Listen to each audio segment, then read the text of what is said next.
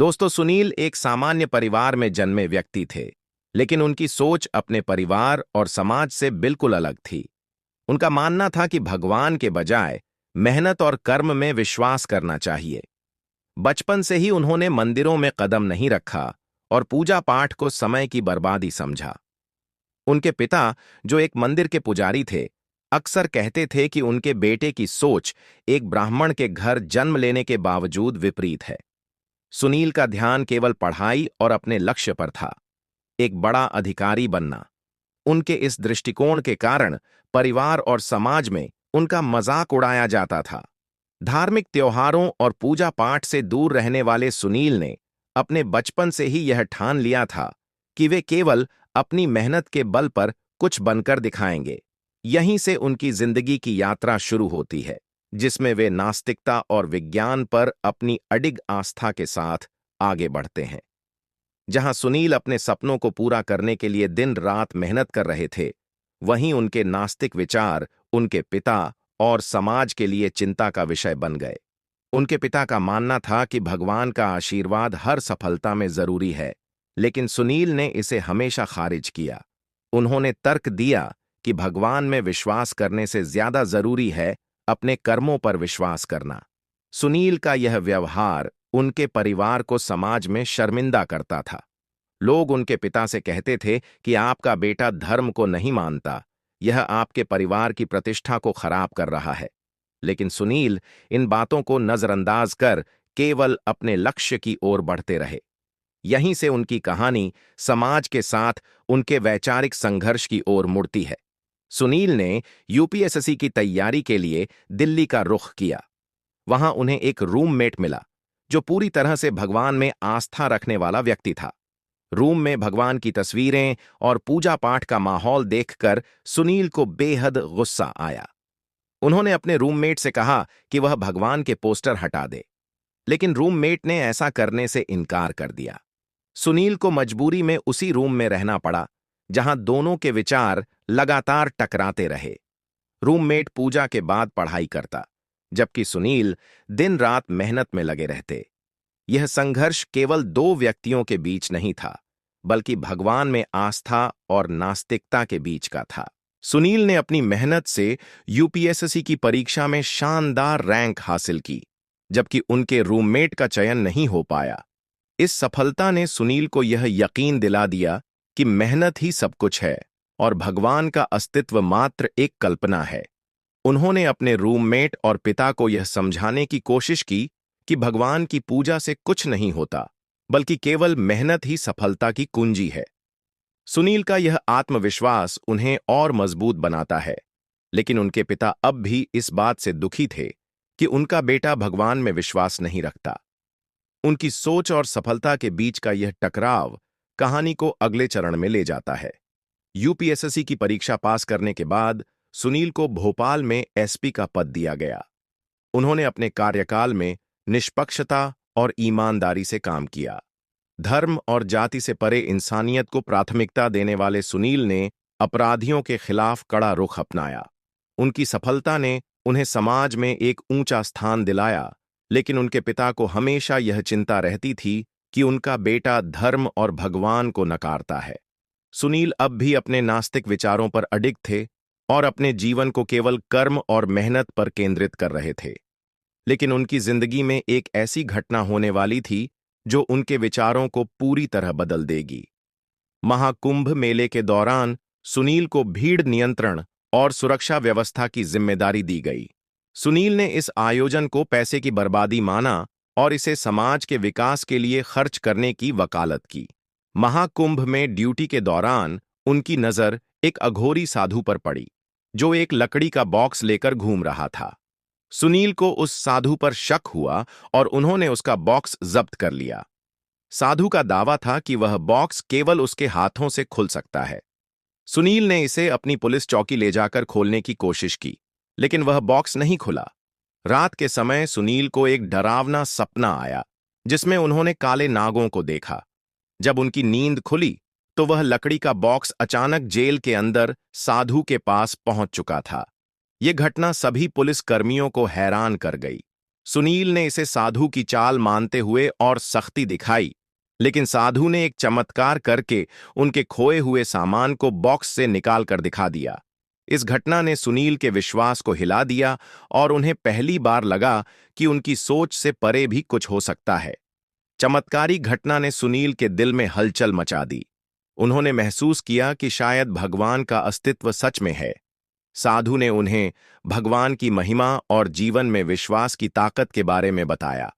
सुनील, जो अब तक केवल विज्ञान को मानते थे, पहली बार भगवान की ओर झुकाव महसूस करने लगे। महाकुंभ में घूमते हुए सुनील ने देखा कि बड़ी बड़ी हस्तियां साधुओं के चरणों में झुकी हुई हैं।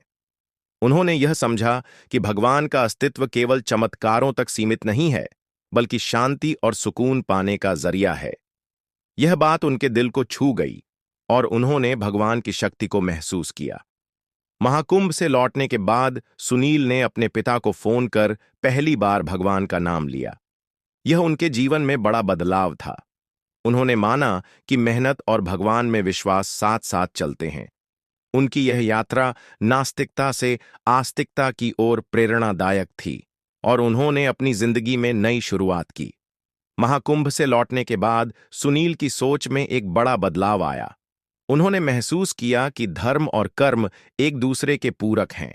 उन्होंने अपने पिता से माफी मांगी और पहली बार भगवान की मूर्ति के सामने सिर झुकाया। यह उनके लिए न केवल एक नई शुरुआत थी, बल्कि एक ऐसा पल था जिसने उन्हें अपने विचारों और परिवार के विश्वासों के बीच संतुलन बनाना सिखाया। अब सुनील अपने कार्यक्षेत्र में भी धर्म और आस्था को लेकर एक सकारात्मक दृष्टिकोण अपनाने लगे। वे समझ गए कि समाज में धर्म लोगों को जोड़ने का काम करता है और इसे नकारने के बजाय सही दिशा में मार्गदर्शन करना चाहिए। उनकी यह सोच उनकी अगली चुनौती में काम आने वाली थी। सुनील ने अपने जिले में फैले अपराध और अंधविश्वास को जड़ से खत्म करने की योजना बनाई। उन्होंने इसे केवल पुलिस बल के बजाय सामाजिक सहयोग से हल करने का निर्णय लिया। इसके लिए उन्होंने धर्मगुरुओं और सामाजिक नेताओं के साथ बैठकें कीं। उनका उद्देश्य यह था कि धर्मगुरु समाज में शिक्षा और जागरूकता फैलाने में मदद करें। कई धर्मगुरुओं ने उनके इस प्रयास की सराहना की, जबकि कुछ ने इसका विरोध किया। यह संघर्ष सुनील के लिए एक बड़ा सबक था कि केवल भगवान में विश्वास करना ही काफी नहीं है, बल्कि समाज को सही दिशा में ले जाने के लिए कड़ी मेहनत भी जरूरी है। अपने जिले में एक बड़े धार्मिक मेले के आयोजन के दौरान सुनील ने देखा कि कई लोग अंधविश्वास में फंसे हुए हैं। किसी ने झाड़ फूंक से बीमारियों को ठीक करने की बात कही, तो किसी ने चमत्कारी पत्थरों को बेचा। सुनील ने इन झूठे चमत्कारों को उजागर करने का बीड़ा उठाया। उन्होंने धार्मिक नेताओं को समझाया कि धर्म का मकसद लोगों को अंधविश्वास से बचाना होना चाहिए, न कि उन्हें इसका शिकार बनाना। उनकी यह कोशिश समाज में एक नई जागरूकता लेकर आई, लेकिन इससे उनके कई विरोधी भी बन गए। सुनील के सुधारवादी कदमों से उनके कई विरोधी नाराज हो गए। एक रात उनके घर पर पत्थर फेंके गए और एक धमकी भरा पत्र भी मिला। लेकिन सुनील ने इन धमकियों से डरने के बजाय अपने काम में और दृढ़ता दिखाई। उनके खिलाफ साजिश रचने वाले अपराधियों ने उन्हें जान से मारने की योजना बनाई। एक दिन सुनील पर हमला हुआ, लेकिन वह किसी तरह बच गए। इस घटना ने उन्हें एहसास दिलाया कि समाज में बदलाव लाना आसान नहीं है और इसके लिए साहस और धैर्य की जरूरत है। हमले के कुछ दिनों बाद सुनील से वही अघोरी साधु मिलने आया जिसने महाकुंभ में उनके जीवन को बदला था। साधु ने सुनील को अपने साथ एक विशेष अनुष्ठान में शामिल होने का निमंत्रण दिया। सुनील ने इस निमंत्रण को स्वीकार किया और साधु के साथ एक गुफा में गए, जहां उन्होंने ध्यान और आत्मिक शांति का अनुभव किया।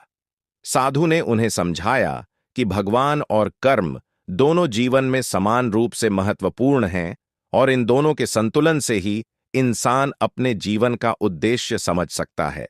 गुफा में बिताए गए समय ने सुनील को न केवल आंतरिक शांति दी, बल्कि उनके नेतृत्व कौशल को भी निखारा। अब उन्होंने अपने नेतृत्व में आध्यात्मिकता को भी शामिल कर लिया। उन्होंने अपने पुलिस बल के साथ ध्यान और योग के सत्र शुरू किए, जिससे उनकी टीम में सकारात्मकता और ऊर्जा का संचार हुआ। उनकी यह पहल पूरे राज्य में एक मिसाल बन गई और उन्हें एक अनुकरणीय नेता के रूप में देखा जाने लगा। सुनील के बदलते दृष्टिकोण और उनकी सफलता ने उनके पिता को गर्व महसूस कराया। एक दिन जब सुनील ने अपने पिता के साथ मंदिर में पूजा की, तो उनके पिता की आंखों में खुशी के आंसू थे। यह वह पल था जिसने सुनील को यह यकीन दिलाया कि उन्होंने अपने परिवार और अपने आदर्शों के बीच जो संतुलन बनाया है वह सही है। उनके पिता ने उन्हें आशीर्वाद दिया और कहा कि उन्होंने हमेशा सुनील की मेहनत और सच्चाई पर भरोसा किया था। सुनील की प्रेरणा से उनके जिले में कई बदलाव आए। धार्मिक स्थानों पर शिक्षा और जागरूकता के कार्यक्रम शुरू किए गए। अपराध दर में गिरावट आई और लोग धर्म और कर्म के बीच संतुलन बनाना सीखने लगे। सुनील ने यह सुनिश्चित किया कि धर्म केवल आस्था का नहीं, बल्कि समाज को जोड़ने का माध्यम बने। उनकी यह सोच और प्रयास पूरे राज्य में चर्चा का विषय बन गए। सुनील की सफलता ने उन्हें राज्य के अन्य जिलों में भी नियुक्त किया। जहां भी वह गए, उन्होंने धर्म, कर्म और न्याय के सही मायनों को समाज के सामने रखा। उनके नेतृत्व में कई जिलों में अपराध दर में कमी आई और सामाजिक सुधारों का नया अध्याय शुरू हुआ। उन्होंने यह सिद्ध किया कि नास्तिकता और आस्तिकता के बीच की खाई को पाटना संभव है। सुनील का जीवन एक प्रेरणा बन गया। उन्होंने यह दिखाया कि मेहनत, धर्म और समाज सेवा को एक साथ कैसे जोड़ा जा सकता है। उनके नास्तिक से आस्तिक बनने की यात्रा और समाज के लिए उनके योगदान ने उन्हें एक आदर्श व्यक्तित्व बना दिया। उनकी कहानी यह संदेश देती है कि जीवन में संतुलन बनाना सबसे महत्वपूर्ण है और सच्ची सफलता वही है जो न केवल खुद को बल्कि समाज को भी ऊंचा उठाए। उनकी विरासत आज भी लोगों को प्रेरित करती है। सुनील की विरासत ने न केवल समाज के बड़े वर्ग को प्रेरित किया, बल्कि युवाओं को भी एक नई दिशा दिखाई। एक विश्वविद्यालय में आयोजित कार्यक्रम में उन्हें छात्रों को संबोधित करने का मौका मिला। सुनील ने अपने जीवन के संघर्ष और बदलावों की कहानी साझा की, जिससे छात्रों को अपने जीवन में संतुलन और लक्ष्य पर ध्यान केंद्रित करने की प्रेरणा मिली। छात्रों ने सुनील से धर्म, विज्ञान और समाज के आपसी संबंधों के बारे में सवाल पूछे। सुनील ने उनके सवालों का जवाब देते हुए यह समझाया कि धर्म केवल आस्था का माध्यम नहीं, बल्कि समाज के लिए नैतिकता और सह-अस्तित्व का आधार है। उनकी इस बातचीत ने युवाओं में बदलाव का बीज बो दिया। सुनील ने महसूस किया कि समाज में स्थायी बदलाव के लिए युवाओं को प्रेरित करना जरूरी है। उन्होंने एक अभियान शुरू किया, जिसमें वह छात्रों को नेतृत्व की बारीकियां और सामाजिक जिम्मेदारियों के महत्व को समझाने लगे।